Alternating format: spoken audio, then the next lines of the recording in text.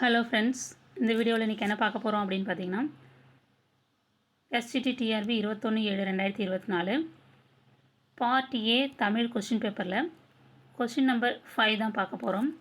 அதுக்கான proof, answer, page number, புக்கோட page number, explanation எல்லாமே பார்க்கலாம். ஃபஸ்ட்டு கொஷின் என்னென்னு பார்க்கலாம். இதுதான் கொஷின். ஆங்கில சொற்களுக்கு இடையேயான தமிழ் சொற்களை கண்டறிக. டோர்னடோ, டெம்பஸ்ட். ஆப்ஷன் ஏ சூறாவளி, பெருங்காற்று. ஆப்ஷன் பி பெருங்காற்று, சூறாவளி. ஆப்ஷன் சி புயல், சூறாவளி.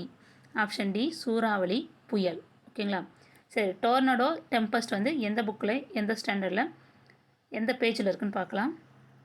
இதை பாருங்கள், 10th ஸ்டாண்டர்ட் புக்கில் இயல் 2ல் தொகைநிலை தொடர்கள் அந்த இலக்கணத்தில் கடைசி பேஜில் புக் பேக் கொஸ்டின் இருக்கும். அதில் கடைசி பேஜில் கலைச்சொல் அறிவோம் அந்த டாப்பிக்கில் தான் இருக்குது.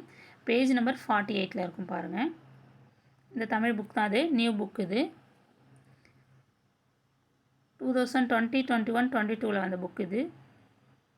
இதில் இதான் இயற்கை, அதாவது 2 உரைநடை, இலக்கணம் 2, இயல் 2 இலக்கணத்தில் தொகைநிலை தொடர்கள் இந்த டாப்பிக்கில் புக் பேக் கொஸ்டினில் இருக்குது. கலைச்சொல் அறிவோம் இருக்குது. இதில் பாருங்கள், மொத்தம் 6 தான் கொடுத்துருக்காங்க. அதில் டோர்னடோ எங்கே இருக்குது பாருங்கள், இது இருக்குது சூறாவளி. அடுத்து டெம்பஸ்ட் எங்கே இருக்குது பாருங்கள், இது இருக்குது பெருங்காற்று. அப்போ ஆன்சர் என்ன அப்படின்னு பார்த்தீங்கன்னா, டோர்னடோவுக்கு சூறாவளி, டெம்பஸ்ட்டுக்கு பெருங்காற்று. அதை வந்து கரெக்டான ஆன்சர். ஆன்சர் பாருங்கள், ஆன்சர் சூறாவளி, பெருங்காற்று. ஆப்ஷன் ஏயில் இருக்கும் ஆன்சரு. அதான் வந்து கரெக்டான ஆன்சர். இது புக்கோட லாஸ்ட் பேஜ், அதாவது அந்த அட்டை, லாஸ்ட் அட்டை இருக்கு இல்லையா, அந்த பேஜ் தான் அது.